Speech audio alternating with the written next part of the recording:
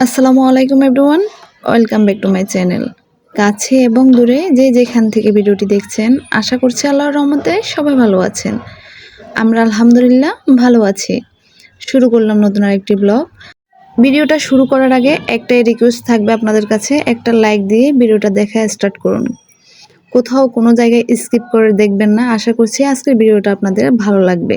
যদি ভালো লাগে তাহলে একটা করে কমেন্টস করে জানাবেন। এটা ছিল মঙ্গলবার সন্ধ্যার সময় আমি একটু বাইরে আসলাম। আমার একটু কাজ ছিল। তো আমি আর আমার হাসব্যান্ড আসলাম বাচ্চাদেরকে বাসায় রেখে। তারপর আমরা একটা কসমেটিক দোকানে চলে আসলাম। এটা ফেনী এশিয়ান চুড়ি হাউস। তো আমরা এখান থেকে কিছু কেনাকাটা করব। তেমন কিছু না, সামান্য একটু কেনাকাটা ছিল। তো যাই হোক, ঘুরে ঘুরে দেখছিলাম কোনটা ভালো লাগে। তো যেটা দরকারি সেটা তো নিয়ে নিয়েছি। এখন কিছু পছন্দ হয় কিনা দেখলাম আর কি। এশিয়ান চুড়ি হাউসে প্রয়োজনীয় সম্পূর্ণ জিনিস এখান থেকে পাওয়া যায়। তো আমি প্রায় সময় এখানে এসে কেনাকাটা করি। কসমেটিক্স আইটেম নিয়ে নিয়েছি। এখন চলে আসলাম কোকারিজ দোকানে। এখন এখান থেকে কিছু জিনিস নিয়ে নেব। তেমন বেশি কিছু না, অল্প কিছু জিনিসই নেব। তো এখানে একটু ভিডিও করে নিলাম। জিনিসগুলো দেখতে এত সুন্দর ছিল বলার বাহিরে। কিছু কিছু জিনিস এতটা পছন্দ হয়েছে, কিন্তু কেনা হচ্ছে না, কারণ দামটা একদম সাধ্যের বাইরে ছিল। এত পরিমাণে দাম ছিল। আর এই মগগুলো যে দেখতে পাচ্ছেন, এগুলো চায়না মগ। আর ছোট ছোট মগগুলোর দাম ছিল 450 টাকা। ভাবা যায়, মানে একদম অস্থির দাম। যেটাই ধরতেছি সেটারই লাগামহীন দাম। তো যাই হোক, আমার যেটা প্রয়োজন সেটা নিব ভাবছিলাম। এটা যদি 300 টাকা দিত তাহলে নিয়ে নিতাম আর কি। এই একটা মগের দামই 450 টাকা। ভাবা যায়। এই মগগুলো একদম আনকমন লেগেছে আর কি। মানে নাড়াচ্ছি তো পুলগুলো ভিতরে নাড়াচড়া করতেছে। তো খুব সুন্দর লাগলো, অনেক কিউট লাগছিল আর কি। কিন্তু দামের কারণে নিতে পারলাম না। ভিডিওটাতে যখন ভয়েস দিচ্ছিলাম তখন বাইরে থেকে অনেক নয়েজ আসতেছে। সরি, সবাই এটা ইগনোর করবেন। কারণ রাতে ভিডিওতে ভয়েস দিলে তাও একই অবস্থা, দিনে দিলেও একই অবস্থা। বাইরে থেকে শব্দগুলো একদম স্পষ্ট চলে আসে, কারণ আমাদের বাসাটা যেহেতু রাস্তার পাশে। তো যাই হোক, আমি কেনাকাটা শেষ করে বাসায় চলে আসলাম। তো এখন আপনাদের সাথে শেয়ার করি কি কি কিনেছি। প্রথমে আমি কসমেটিক্স আইটেমগুলো বের করে নিচ্ছি। বেশি কিছু না, অল্প একটু জিনিস নিলাম এখানে। তো সেগুলো এখন বের করে নিচ্ছি কি কি নিয়েছি। এখানে একটা হাতের আংটি নিয়েছিলাম, সাথে হিজাব পিন নিয়েছি, তারপর 2টা মেহেদি নিয়েছি, একটা লিপ গ্লস নিয়েছি, 2টা কাঁকড়া নিয়েছি। তো এটাই কেনাকাটা। তবে আংটিটা পরেছি, আমার হাতে একদম মানায় নাই, কারণ আমার হাতগুলো একদম কালো কালো। সবাই ইগনোর করবেন এটা বিষয়টা। তো যাই হোক, আল্লাহ আমাকে যেমন সৃষ্টি করেছেন আর কি। সারাদিন যেহেতু কাজ করতে হয়, তো সেই জন্য হাতগুলো একদম মানে কাজের মধ্যে থাকে, তো সেই জন্য এই অবস্থা আর কি। আর এটা আমার কোমরের বিছে, এটা ছিঁড়ে গিয়েছিল, ওনাদের থেকে লাগিয়ে নিয়ে আসছি। এটা যেহেতু নতুন ছিল সেই জন্য। তো এই মেহেদিগুলো আনার একটাই কারণ আমার মেয়ে যখন দুপুরবেলা আমি ঘুমাই, তো আমার হাতের মধ্যে কলম দিয়ে আঁকে, তারপর কসমেটিক দিয়ে আমাকে সাজিয়ে দিয়ে, চুলগুলাকে ক্লিপ দিয়ে বেঁধে দে। তো ও এই কাজগুলো করে, সেই জন্য ওর জন্য মেহেদি নিয়ে আসছি। তো আমার কালিগুলো হাতের মধ্যে উঠে নাই। আমি অনেকবার ধুয়েছি, উজু বানিয়েছি, তারপরে এগুলো যায় নাই, সাবান দিয়ে ধুয়েছিলাম। তো এই নুপুরগুলো আমাদের আগের কেনা ছিল। তো নুপুরে যে ঝুমকা ছিল, তো সেগুলো খুলে নিয়ে আসছি। ঝুমকার কারণে আমরা লাগাই না। তো এখন আমি এগুলা খুলে তারপর এটাকে ওয়াশ করে নিয়ে আসছি। এখানে 2 জোড়া নুপুর, এক জোড়া আমার, আরেক জোড়া নাপিসার। তো যাই হোক, আমি এখানে কুকারিজ আইটেম কি নিলাম। এখানে একটা তেলের জার নিয়েছি। এটা বড় সাইজের নিয়েছি, যাতে 1 লিটার তেল রাখতে পারি সেই জন্য। তো আগে যে জারগুলো কিনেছি সেগুলো আপনার একদম ঘামিয়ে ঘামিয়ে নিচ দিয়ে পড়ে একদম অবস্থা খারাপ হয়ে যায়। তো সেই জন্য আমি অনেকগুলা জার ইউজ করেছি, আমার একদমই ভালো লাগে নাই। তো এখন আবার নতুন করে 2টা জার নিয়ে আসছি, একটা ছোট আর একটা বড়। তো যাই হোক, এগুলা যে কেমন হবে আল্লাহই জানে ভালো। আর এই 2টা জারের দাম রেখেছে 1100 টাকা। তো যাই হোক, অনেক দাম নিয়েছে আসলে, জিনিসপত্রের অনেক দাম, লাগামহীন দাম। তো যে কোনো জিনিস কিনতে গেলে আমরা মধ্যবিত্ত পরিবারেরা একদম হিমশিম খেয়ে যাই আর কি। তো শখের জিনিস না কিনেও থাকতে পারি না, সাধ্যের মধ্যে কিনে নিয়ে আসলাম। তো এখানে একটা আর্টিফিশিয়াল ঘাসের ম্যাট নিয়ে আসছি। তো এই হলো আমার আজকের কেনাকাটা। তো আরও একটা ওয়াল ক্লথ নিয়ে আসলাম।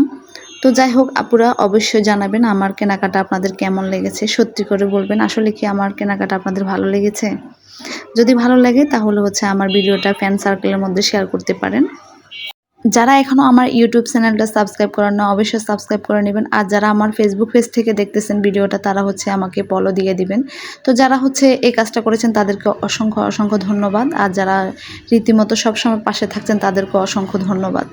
তারপর এখানে বাচ্চাদেরকে যেহেতু বাসায় রেখে গেলাম, তো ওদের জন্য তো কিছু না কিছু কেনাকাটা করতে হবে নাকি। তো সেই জন্য ওদের জন্য মিষ্টি নিয়ে আসলাম। তো এখন হচ্ছে আমি বক্সটা খুলে নিচ্ছি।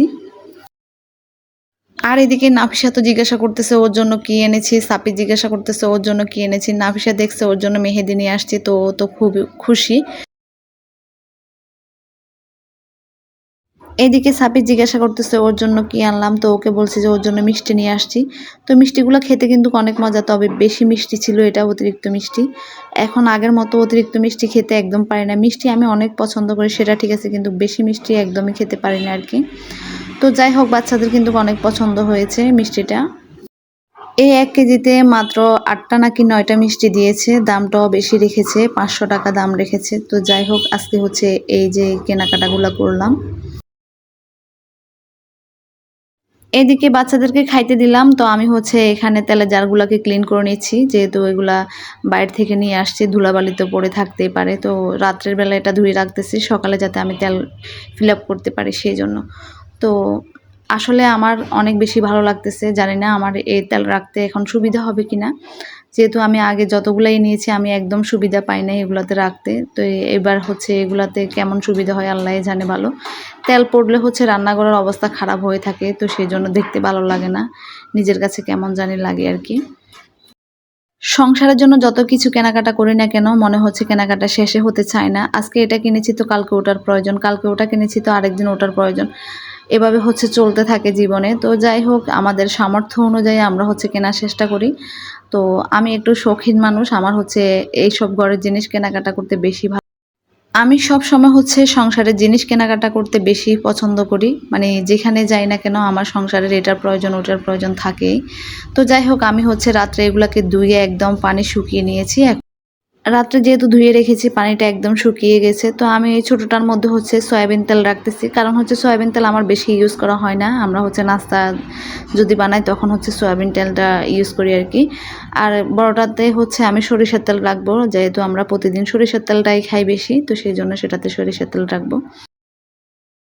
নতুন কিছু কিনলে হচ্ছে অনেক ভালো লাগা কাজ করে। তো আমার হচ্ছে একটু তেল পড়ে গিয়েছে নিচে, তো কোনো ব্যাপার না, এটাকে আমি ভালো করে মুছে নেব।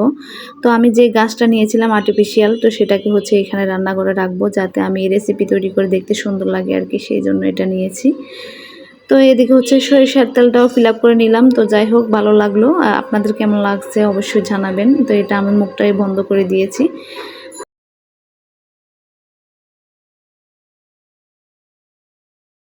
প্রতিদিন যে আমরা হলুদ মরিচ ব্যবহার করি, তো সেগুলো হচ্ছে আমি একদম চুলার পাশেই রাখি এই কর্নারটাতে। তো এখানে হচ্ছে আমি তেলগুলো রাখি দেব।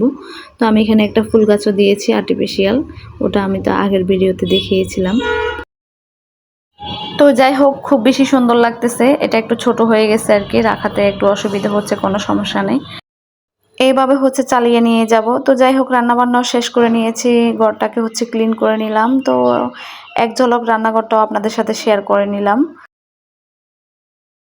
আজকের ভিডিওটা আপনাদের কেমন লেগেছে অবশ্যই একটা কমেন্টস করে জানাবেন, আর একটা লাইক দিতে অবশ্যই ভুলবেন না। তো আজকে এই পর্যন্ত, সবাই ভালো থাকবেন, সুস্থ থাকবেন, আল্লাহ হাফেজ।